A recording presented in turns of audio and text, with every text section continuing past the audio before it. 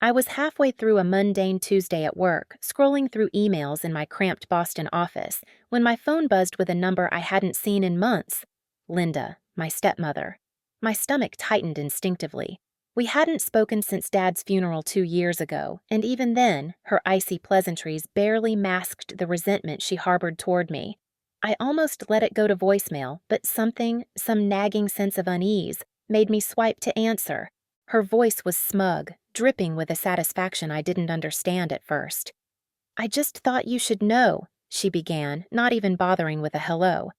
"I sold the house today. Your childhood home. It's done. No sense in dragging things out." Her words hit me like a punch to the gut. The house in Boston, the one my father poured his heart into after Mom passed, the one where I'd spent every summer sanding floors and painting walls with him. It was gone? Just like that? I couldn't speak, couldn't breathe. Linda kept going, her tone almost gleeful. "I needed the money, and frankly, it's not like you were ever coming back to live there. So, I made the call. It's final." I stammered, grasping for something to say. You, you didn't even tell me? Didn't ask?" My voice cracked, betraying the storm of anger and grief swelling inside me. That house wasn't just brick and mortar. It was the last piece of Dad I had left, the place where his laughter still echoed in the creak of the old porch swing. Linda had no right. She'd married him late in life, a whirlwind romance after Mom's death that I'd never fully accepted. She wasn't family, not in my heart. And now she'd stolen the one thing tying me to my past. She laughed, a cold, cutting sound. "Why would I?" "It's in my name, sweetheart. Your father left it to me, not you. I don't owe you a conversation."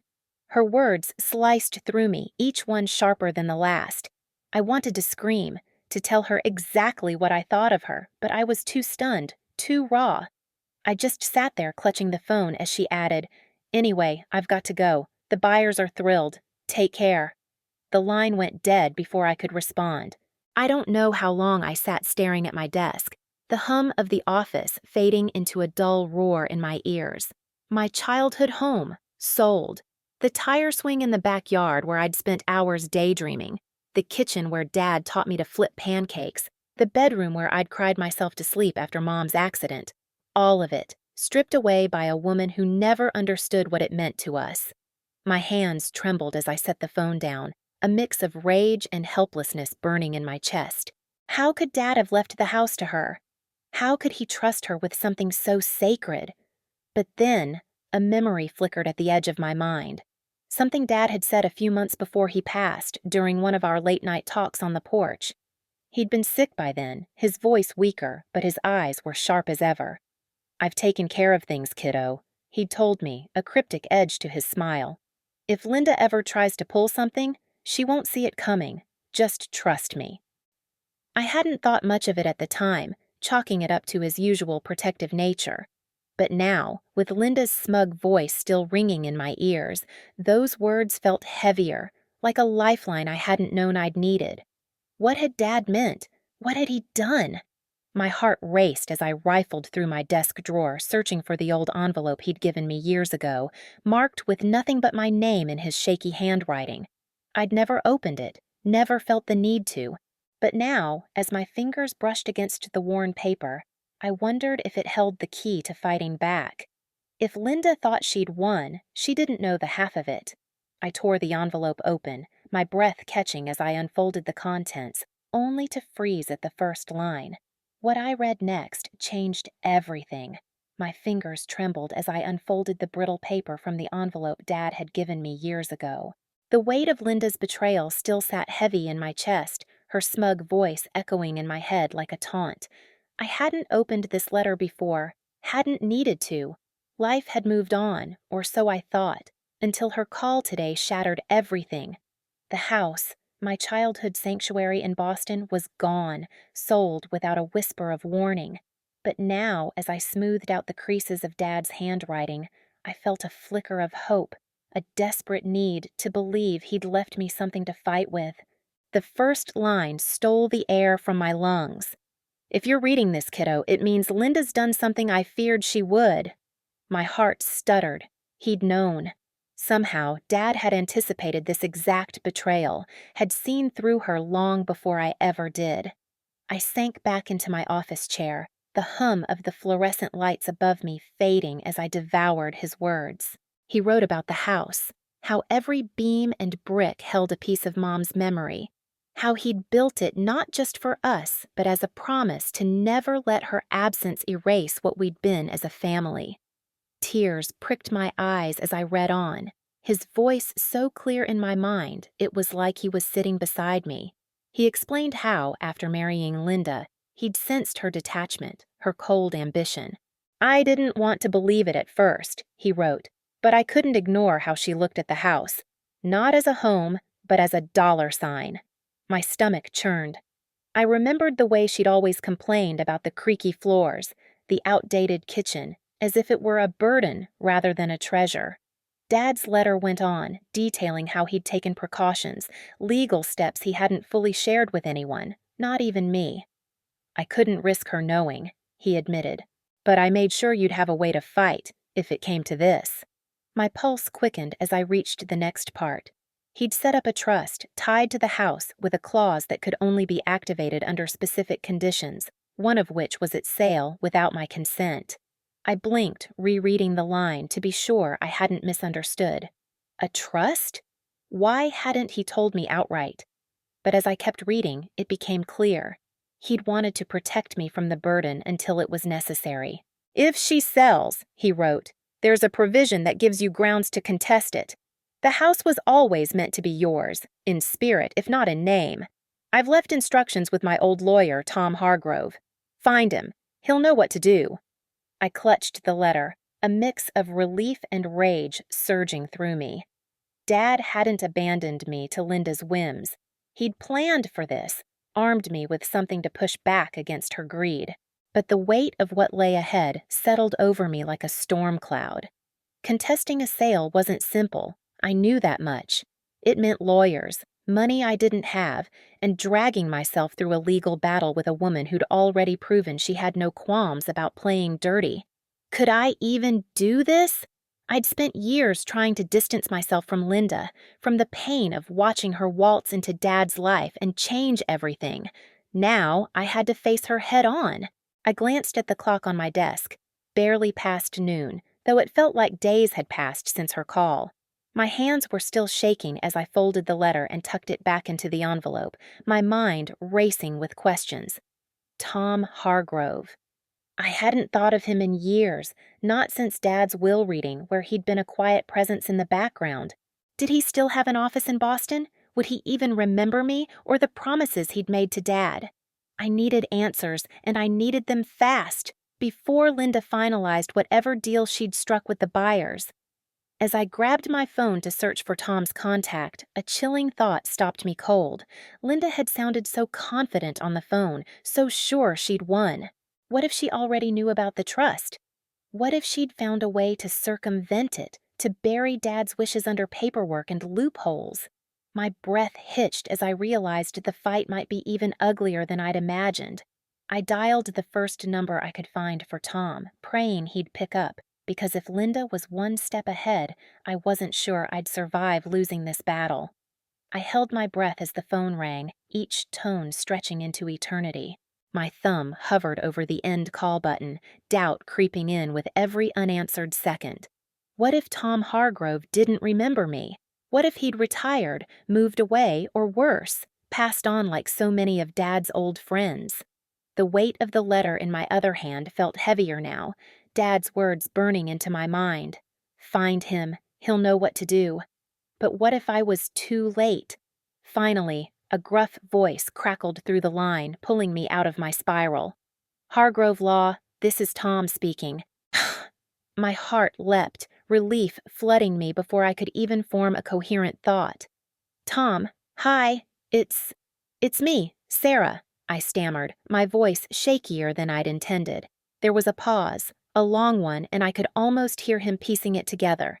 "Sarah? As in Jim's Sarah?" The warmth in his tone caught me off guard, a stark contrast to the cold dread I'd been wrestling with all morning. I nodded, even though he couldn't see me, and managed a weak, Yeah, that's me. He let out a low chuckle tinged with something like sadness. I'll be darned. Been a long time, kid. What's going on? You sound rattled. I swallowed hard, the words tangling in my throat. Where did I even start? The house, Linda, the trust.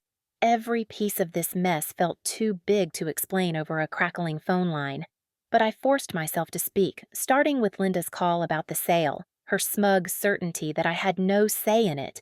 I told him about Dad's letter, the trust, the provisions Dad had hidden even from me until now.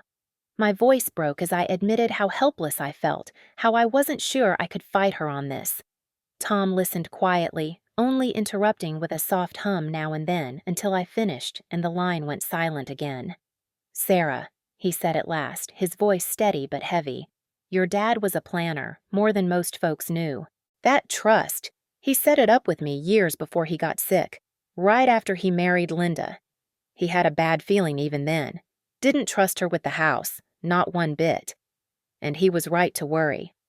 My chest tightened at the confirmation of Dad's suspicions, but I clung to Tom's words like a lifeline. So, it's real? The trust? The clause about the sale? It can stop this? I asked, almost afraid to hope. Tom sighed, and I could hear the rustle of papers on his end as if he were already pulling files from some dusty drawer. It's real, all right, but it ain't gonna be easy. The trust gives you a claim, a legal leg to stand on if the house was sold without your input. Problem is, Linda's got resources. If she's already pushed the sale through, we're looking at a messy fight. Contesting a done deal takes time, money, and proof she acted in bad faith. Do you know who bought it, or when the paperwork was finalized? I froze, my mind racing back to Linda's call. She hadn't given details, just gloated that it was done, that the house was gone. I admitted as much to Tom, and he grunted, the sound thick with frustration. First step, then, is finding out what we're up against.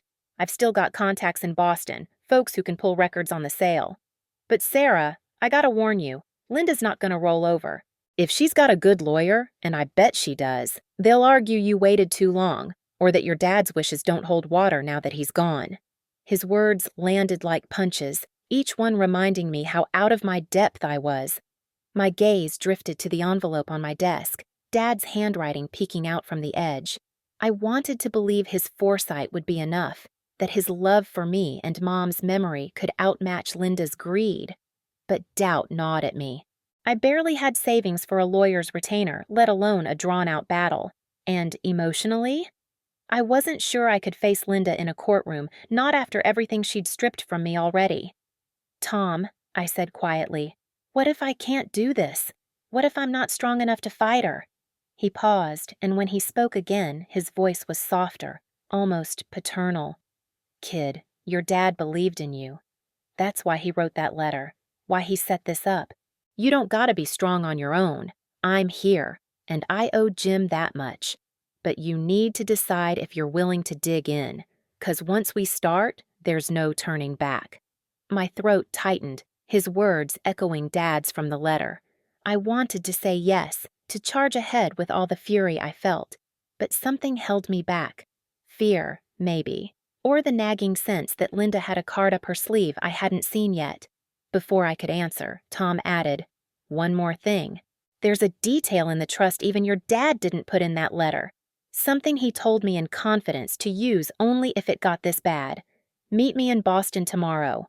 I'll explain everything. My pulse spiked, curiosity and dread warring inside me. What could Dad have hidden, even from me, that Tom thought was worth waiting to reveal in person? As I agreed to the meeting, a shiver ran down my spine. Whatever it was, I had a feeling it would change everything. I woke up the next morning with a knot in my stomach, the kind that twists tighter with every passing thought. Tom's words from yesterday echoed in my head. Something Dad hadn't even written in the letter. Something so critical it couldn't be shared over the phone. I tossed the covers aside, my small apartment feeling smaller as the weight of the day loomed over me. Boston was a 3-hour drive, and every mile I'd cover felt like a step closer to a truth I wasn't sure I was ready to face. What could Dad have kept from me? And why did Tom's tone carry that undertone of caution, like he was bracing me for a blow? I packed light, just a backpack with the letter, some documents, and a change of clothes in case I needed to stay overnight. My hands trembled as I zipped it shut, memories of Dad flooding in unbidden. I could still see him sitting at the kitchen table in that house, the one Linda had sold out from under me, scribbling notes with that old fountain pen, his brow furrowed like he was solving the world's problems. He'd always been a protector, even when I didn't realize I needed protecting. But now, with him gone, I felt exposed, raw, like a nerve left open to the wind.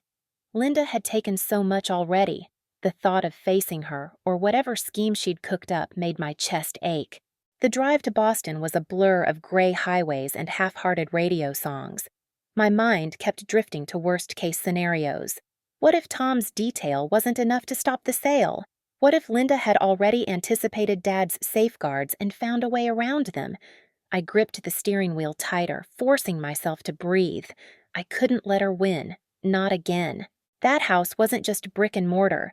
It was Mom's garden, Dad's workshop, every holiday dinner we'd shared before everything fell apart. Losing it to Linda's greed felt like losing them all over again. When I finally pulled into the parking lot of Hargrove Law, a nondescript brick building wedged between a deli and a dry cleaner, my nerves were frayed to threads. Tom was waiting for me in the lobby, his face lined with years I hadn't noticed over the phone.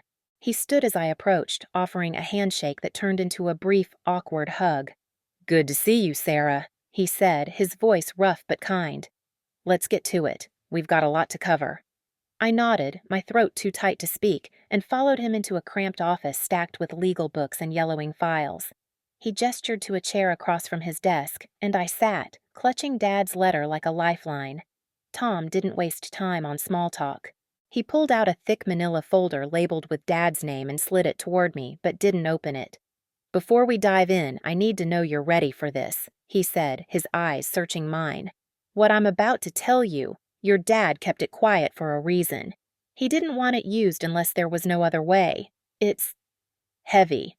My pulse quickened, a mix of curiosity and dread pooling in my gut. Heavy? What could be heavier than losing the house, than battling Linda's betrayal?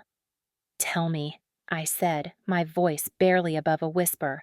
Tom leaned back, exhaling slowly, as if weighing whether to proceed. "All right. When your dad set up the trust, he didn't just add a clause about the house needing your approval for any sale. He went further. He had me draft a secondary provision, tied to a private investigation he funded himself. He'd suspected Linda of, let's call it financial misconduct, long before he got sick. He didn't have hard proof back then, just a gut feeling and some odd bank statements.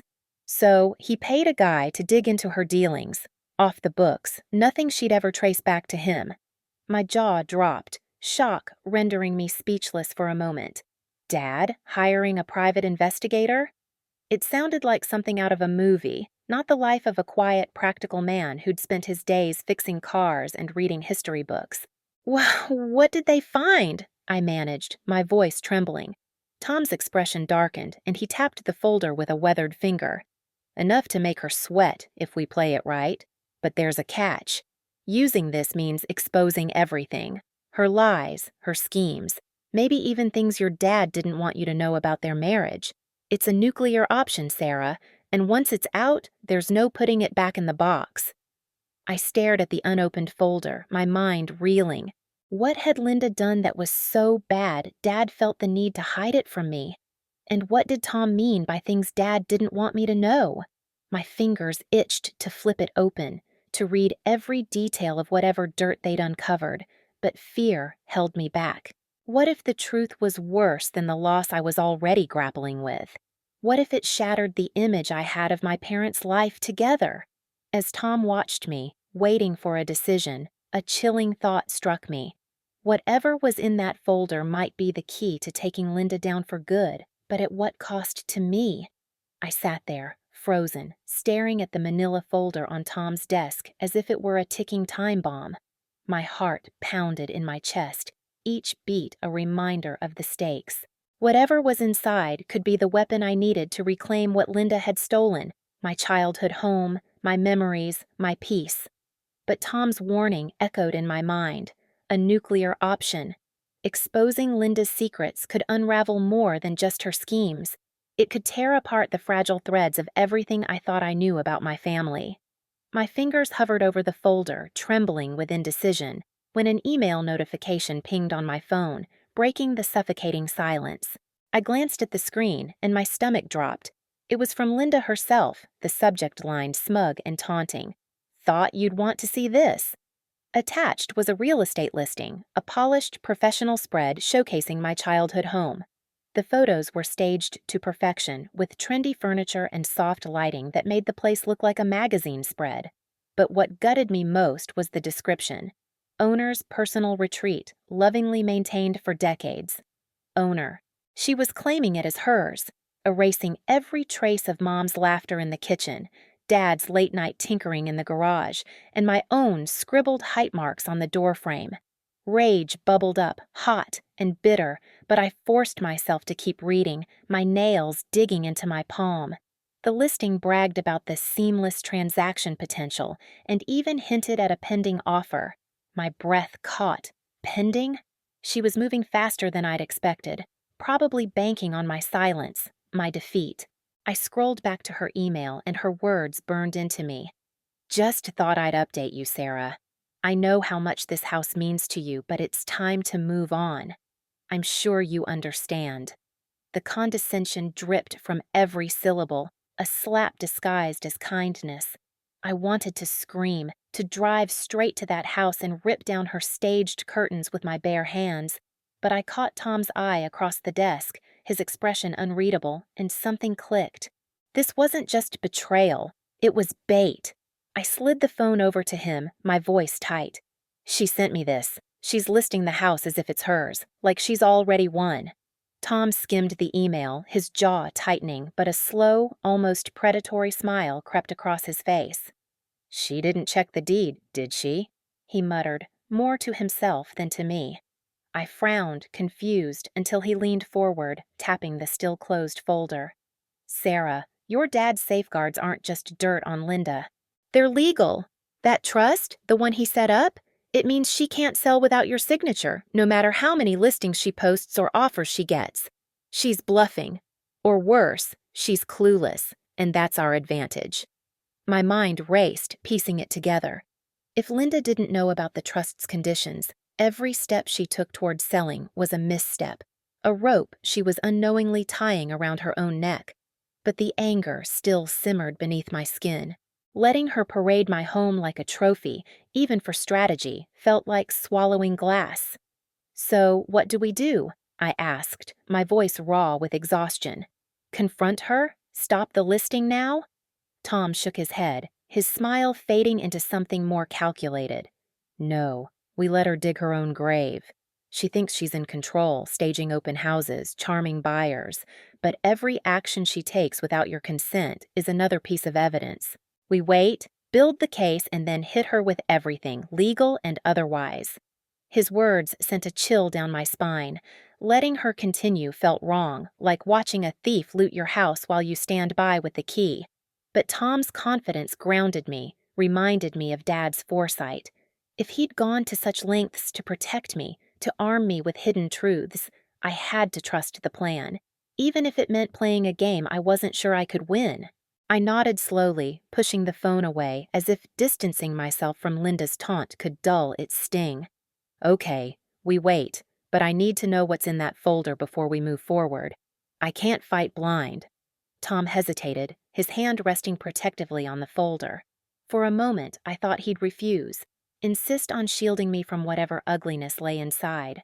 But then he sighed, a sound heavy with resignation, and slid it closer. "All right. But remember what I said. Once you know, there's no unknowing. And Linda? She'll fight dirtier than you can imagine when she realizes we're coming for her." My pulse spiked as I reached for the edge of the folder, my fingertips brushing the worn paper. What had Dad uncovered about her, and how much of my own past was about to be rewritten by the secrets I was seconds away from reading? I sat there, my fingers trembling as they gripped the edge of the manila folder. Tom's warning hung heavy in the air. Once I knew, there was no turning back. My chest tightened, a mix of dread and desperate curiosity churning inside me. What had Dad hidden in these pages? What truth about Linda, about our family, was so dangerous that even Tom hesitated to let me see it? I took a shaky breath and flipped the folder open, the faint creak of the paper sounding louder than it should have in the quiet room.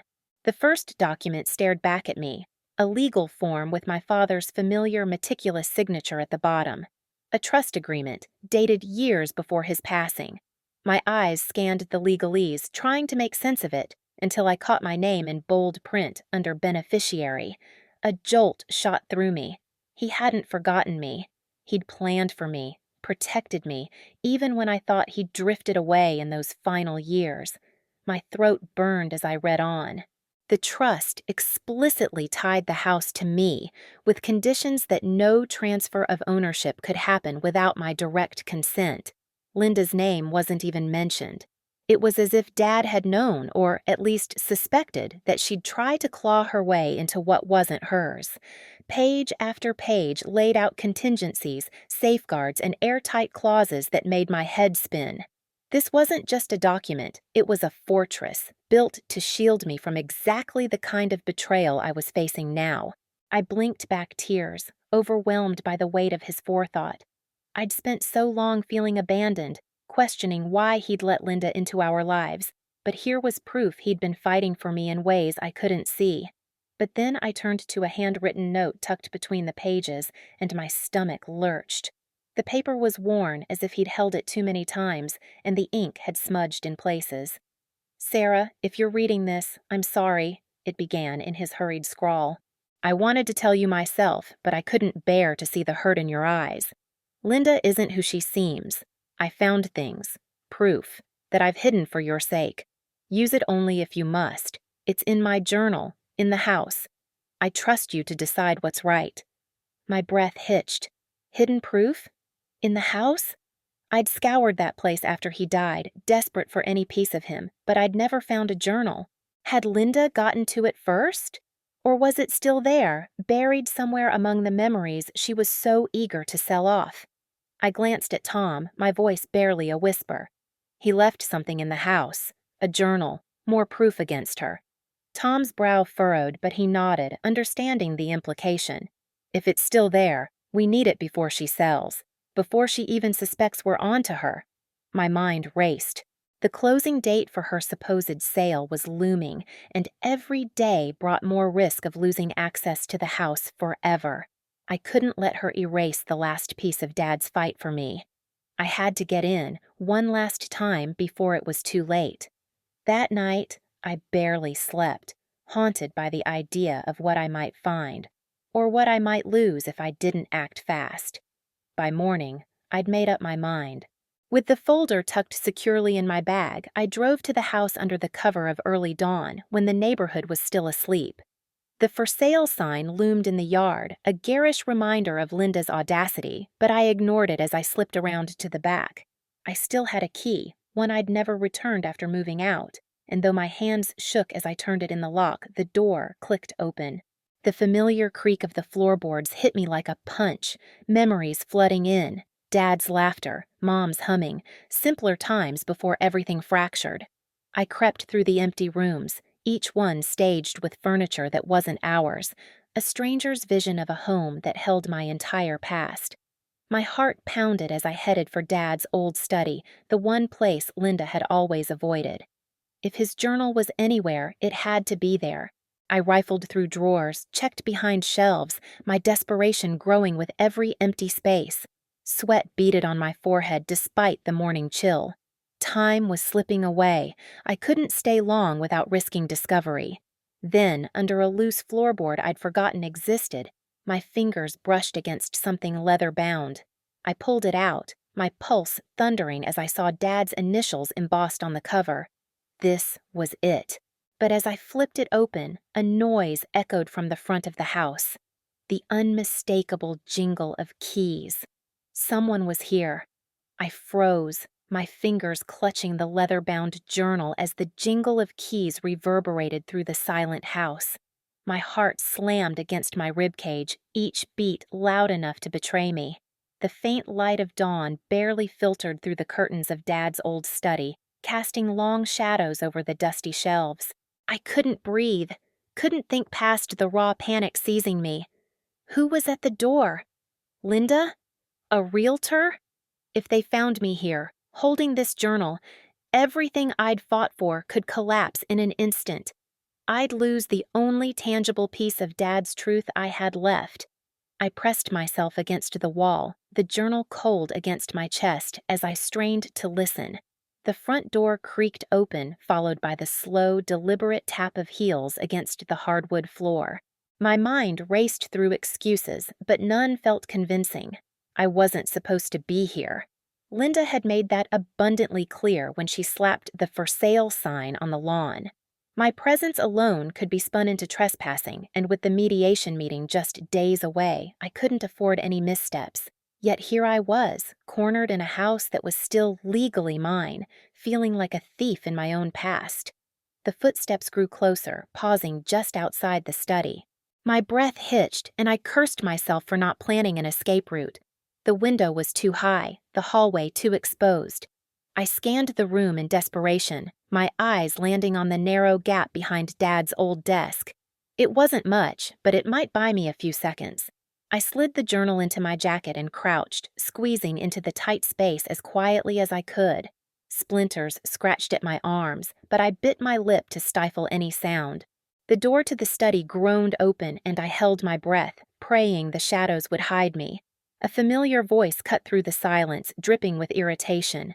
"I swear, if those movers left another mess, I'm docking their pay." Linda. Of course it was her.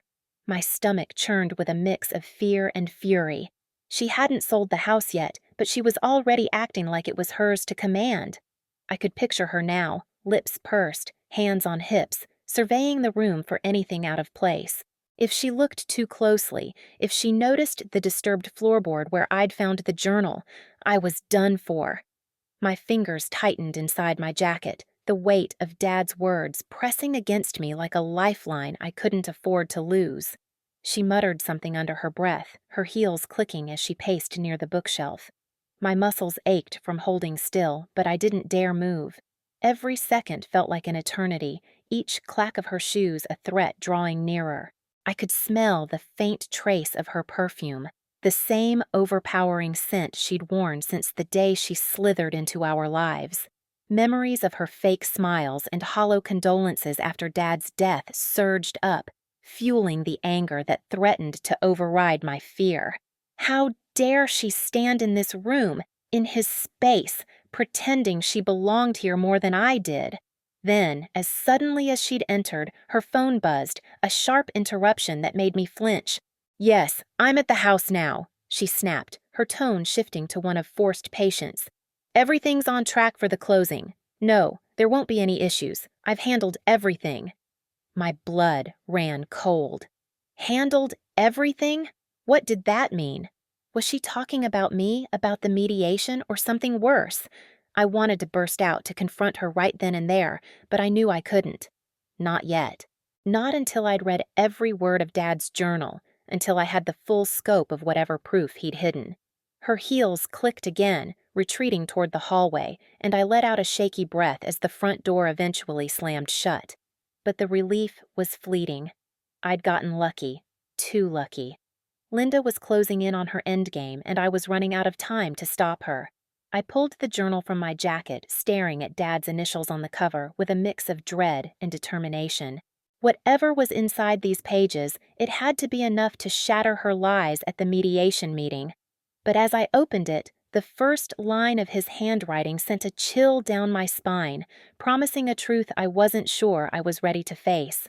I stayed crouched behind Dad's desk for what felt like hours, even after the echo of Linda's car faded into the morning stillness. My knees ached, and the splintered wood dug into my skin, but I couldn't bring myself to move. Not yet. The weight of the journal in my jacket felt heavier now, like a ticking bomb I wasn't ready to detonate. My mind replayed her phone conversation on a loop. Handled everything. What had she handled? Was it just the house sale, or was there something more sinister at play? I knew Linda wasn't above playing dirty. She'd proven that when she wormed her way into Dad's life, into his will, and now into the very walls of my childhood home. Finally, I forced myself to stand, my legs trembling as I emerged from the cramped space. The study was unchanged, still draped in the ghostly quiet of neglect, but it felt different now. Violated. Linda's presence lingered like a stain I couldn't scrub out. I crossed to the window, peering through the dusty blinds to confirm her car was gone.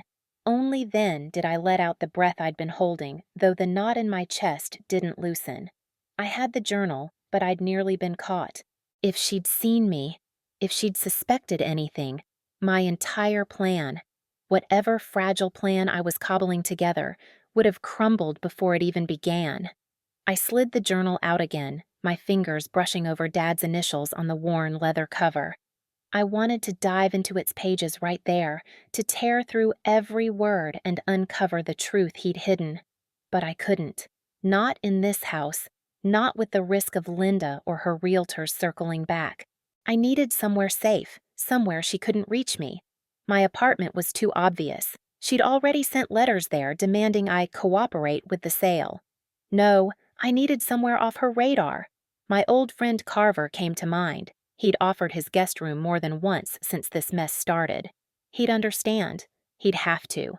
I tucked the journal back into my jacket and slipped out of the study, every creak of the floorboards sounding like a gunshot in the silent house. The front door loomed ahead, and I hesitated, half expecting Linda to burst back in at any moment. But the driveway remained empty, and I locked the door behind me with shaky hands, the spare key burning a hole in my pocket. I hadn't meant to come back here after she'd forbidden it, but after finding a hidden note in Dad's old office files last week, a note hinting at a journal with the truth, I hadn't had a choice.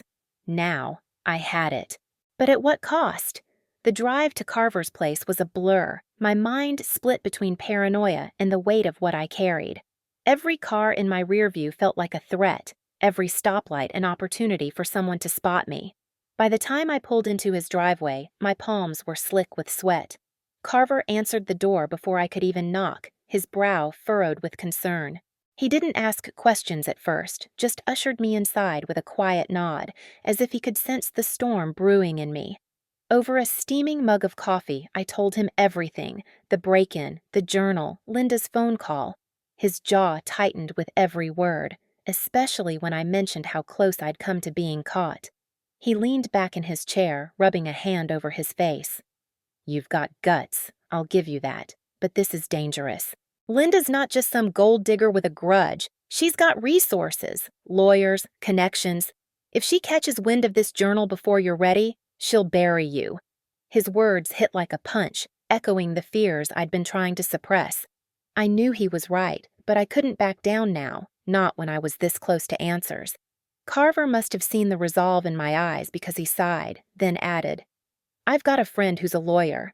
Let me call him.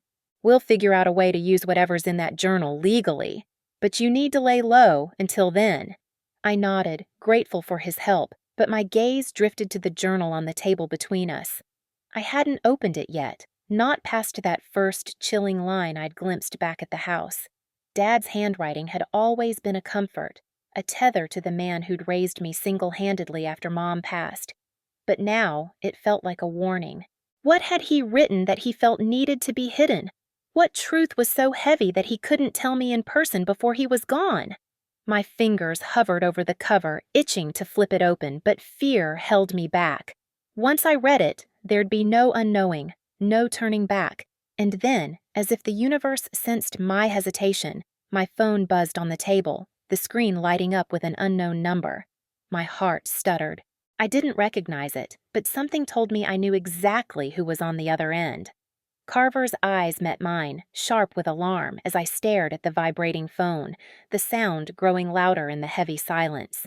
Should I answer? Should I risk hearing her voice, her accusations, her lies? Or was this call the first crack in the fragile wall I'd built around my plan, a sign that Linda already knew more than I could handle? I stared at the phone vibrating on Carver's kitchen table, the unknown number glaring back at me like a challenge. My pulse pounded in my ears, drowning out the quiet hum of the room. Every instinct screamed at me to ignore it, to let it go to voicemail and pretend I hadn't seen it. But what if it was Linda? What if she'd already figured out I'd been in the house, that I'd taken something she didn't want me to have? The thought twisted my stomach into knots. I couldn't afford to hide from this, not if she was already closing in. Carver's voice broke through my spiraling thoughts. Don't do it. Not yet. If it's her, she'll leave a message. Let her tip her hand first. His steady tone was a lifeline, but my hand still hovered over the phone, trembling. The buzzing stopped abruptly, the screen going dark, and a suffocating silence settled over us. I waited, breath held, for a notification. A voicemail. Anything. But nothing came.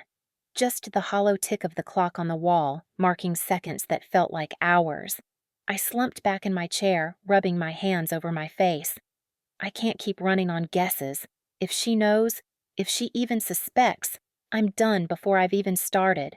My voice cracked, betraying the fear I'd been trying to bury. Carver leaned forward, his expression hard but not unkind. You're not done. You've got the journal. That's leverage, maybe even proof. But you need to play this smart. Answer that call without a plan, and you're giving her the upper hand. He was right. I hated how right he was. I'd spent so long fueled by anger and grief that I hadn't stopped to think about strategy. Linda wasn't just a scheming stepmother. She was a predator, and I was walking straight into her trap if I didn't think this through. I glanced at the journal again, its leather cover scuffed and worn, a silent witness to whatever secrets Dad had kept. I wanted to tear it open, to let his words spill out and tell me why he'd let Linda into our lives, why he'd left me to fight this battle alone. But Carver's warning echoed in my mind. Lay low, get legal help, don't act on impulse. I clenched my fists, frustration boiling under my skin. Patience had never been my strength, not when it came to her. Let me call my friend, Carver said, standing to grab his phone from the counter. He's dealt with messy family disputes before. If there's anything in that journal we can use, he'll know how to handle it without tipping her off.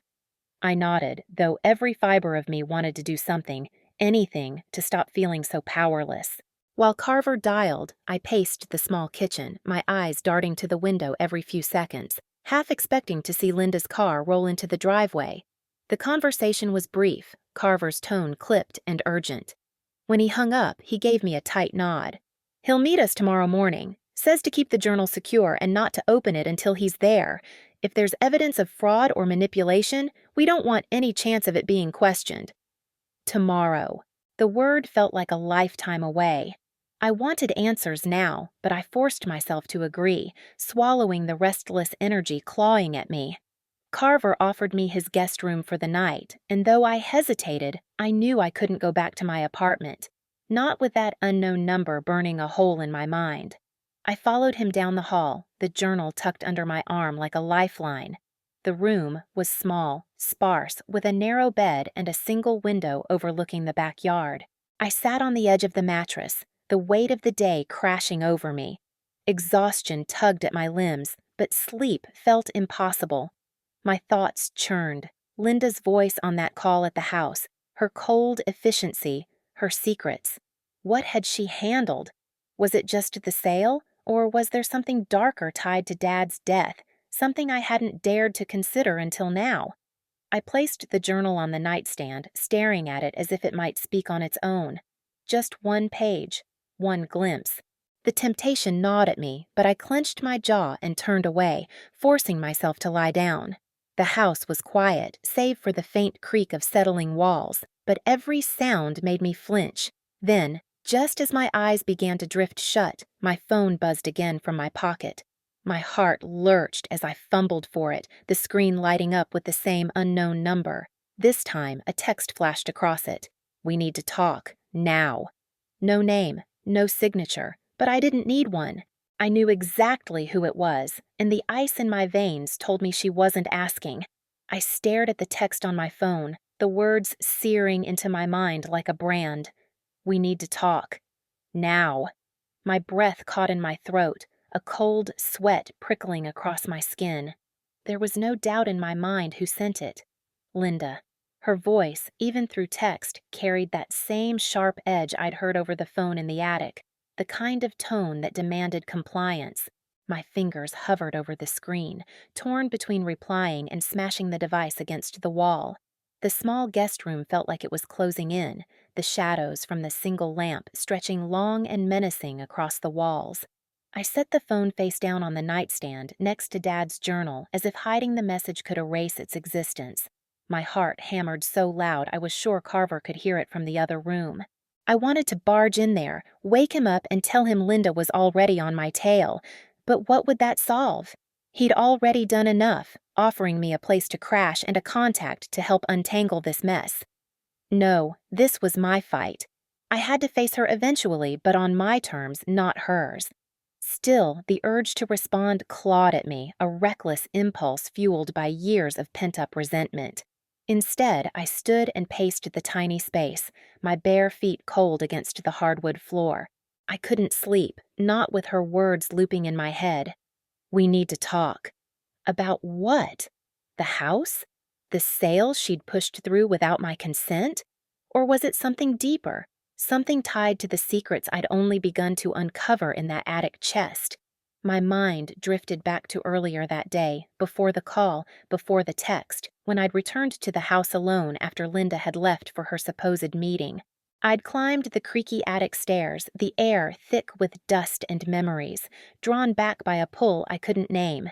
The chest had been hidden behind a stack of old boxes, its wood weathered but sturdy, a small brass lock holding it shut. I'd nearly given up on opening it until I remembered the tiny key Dad used to keep in his bedside drawer. It took some digging, but I found it, rusted but intact. The lock clicked open with a sound that felt louder than it should have, and inside I found treasures that stole my breath. Mom's keepsakes, a locket with her picture, a bundle of letters tied with faded ribbon, and then, at the bottom, Dad's journals.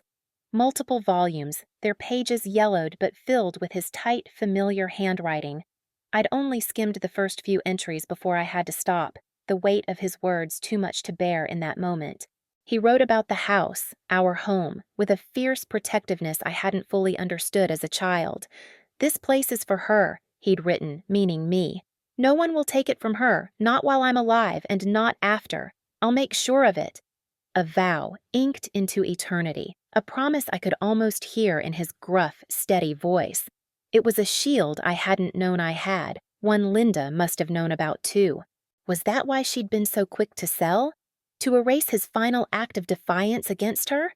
I stopped pacing and sat back on the bed, my eyes drawn again to the journal on the nightstand. Carver's warning not to open it until his friend arrived tomorrow rang in my ears, but so did Dad's words. I needed to know more. I needed to understand what he'd done to protect me, and why Linda was so desperate to strip it all away. My hand reached for the leather cover, fingers brushing the edge, the temptation nearly overpowering. Just one more page, just one more piece of the puzzle before I faced her. But then my phone buzzed again, a sharp, insistent sound that sliced through the quiet. I snatched it up, my stomach dropping as I saw another message from the same unknown number. This time, it was shorter, colder. "Don't make me come to you." A threat, plain and simple, wrapped in the same icy control I'd always hated about her. My grip tightened on the phone, anger and fear warring inside me. She knew where I was, or she was close to figuring it out. I glanced at the door, half expecting to hear footsteps in the hall. How far was she willing to go to silence me, and what did she think I already knew? I sat frozen on the edge of the bed, the phone still clutched in my hand, Linda's second message glaring up at me like a venomous snake poised to strike. "Don't make me come to you." The words echoed in my skull, each syllable laced with a threat I couldn't ignore. My pulse raced, a frantic drumbeat against the oppressive silence of the guest room. I glanced toward the window, half expecting to see her car pull up outside, her cold eyes scanning for any sign of me. But the street was empty, the night still and heavy, which only made the paranoia worse. She didn't need to be here to make me feel hunted. I set the phone down with trembling hands, forcing myself to take a deep breath.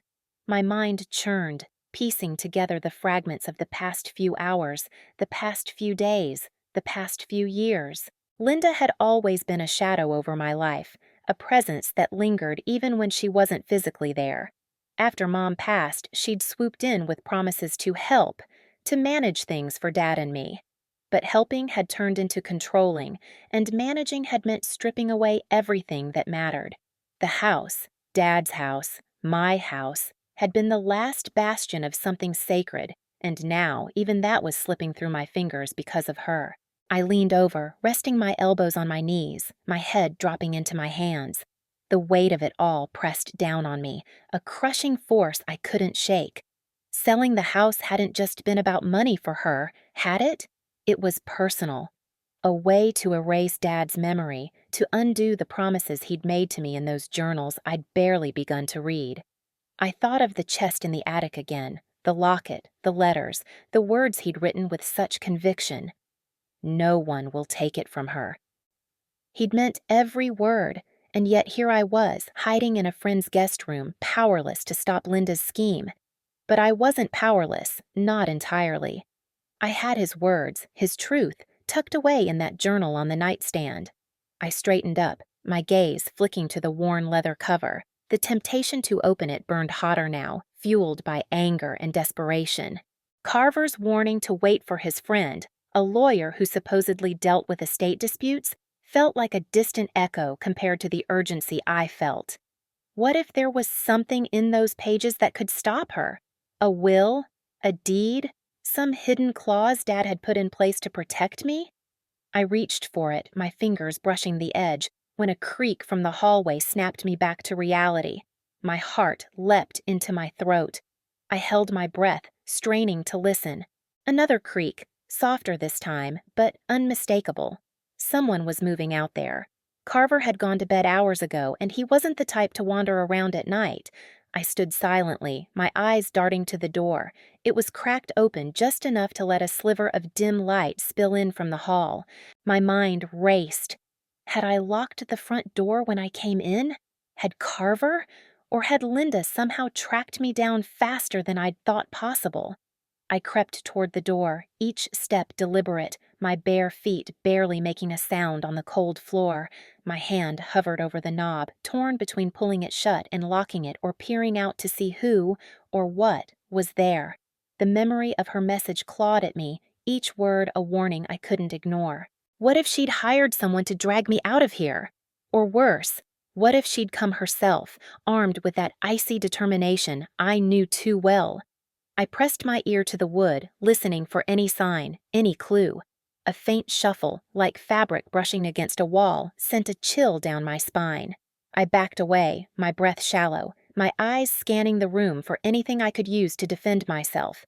The lamp on the nightstand was flimsy, but it was better than nothing. I grabbed it, unplugging it with a quiet tug, and held it like a club. My phone buzzed again on the bed, a harsh vibration that nearly made me drop the lamp. Another message. My stomach twisted as I inched toward it, dreading what I'd see.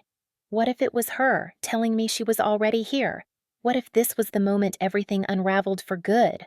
I stood there, the lamp gripped tightly in my sweaty palms, my heart thundering so loud I was sure it would betray my hiding spot. The phone on the bed buzzed again, a relentless reminder of the danger closing in. I didn't want to look, didn't want to confirm my worst fears, but I couldn't stop myself. I edged closer, each step feeling like wading through quicksand, and glanced at the screen. It wasn't Linda. It was Carver. Heard something downstairs. Stay put. I'm checking it out. Relief washed over me, but it was fleeting, replaced almost instantly by a new wave of dread. If Carver had heard something too, this wasn't just my paranoia. Something, or someone, was in the house. I clutched the lamp tighter, my knuckles whitening as I backed away from the door. My mind raced with worst-case scenarios. What if Linda had sent someone to corner me, to force me into signing over the house? Or what if she'd somehow gotten inside herself, her presence as invasive as it had always been? I could almost see her now, her sharp features set in that unyielding expression she wore when she wanted something. Control, power, my surrender. The thought made my skin crawl, a visceral memory of every time she'd looked at me like I was nothing more than an obstacle to remove. I pressed myself against the wall beside the door, trying to steady my ragged breathing. The house was quiet again, too quiet, the kind of silence that feels like it's holding its breath before a storm. I strained to hear any sign of Carver, a footstep, a voice, anything to tell me he was okay. But there was nothing, just the oppressive weight of the unknown pressing down on me. I glanced at the journal on the nightstand, its leather cover catching the faint moonlight filtering through the window. Dad's words were in there, his promises, his strength. I wanted to grab it, to hold on to something tangible that reminded me I wasn't as alone as I felt, but I didn't dare move, not yet. Minutes dragged on, each one an eternity. My arms ached from holding the lamp, but I didn't loosen my grip. My thoughts spiraled back to the house, to the life Dad and I had built there before everything fell apart. I could still smell the faint scent of his aftershave in the living room, hear the creak of the porch swing where we'd sat on summer nights, planning my future. A future he swore would be mine to shape. That house wasn't just wood and brick. It was the last piece of him I had left. And Linda wanted to take it, to sell it off like it was nothing more than a line item on a spreadsheet. The anger bubbled up again, hot and fierce, cutting through the fear. I wouldn't let her win. I couldn't. A soft thud from downstairs jolted me out of my thoughts. My breath caught, my body tensing as I pressed myself flatter against the wall. Was that Carver? Or had whoever was down there gotten to him? I imagined him sprawled out, helpless, because of me, because I'd dragged him into this mess by showing up on his doorstep. Guilt gnawed at me, sharp and unrelenting. I should have handled this alone. Should have found a way to confront Linda without putting anyone else at risk. But it was too late for that now. I was here, and so was whatever threat loomed in the shadows of this house.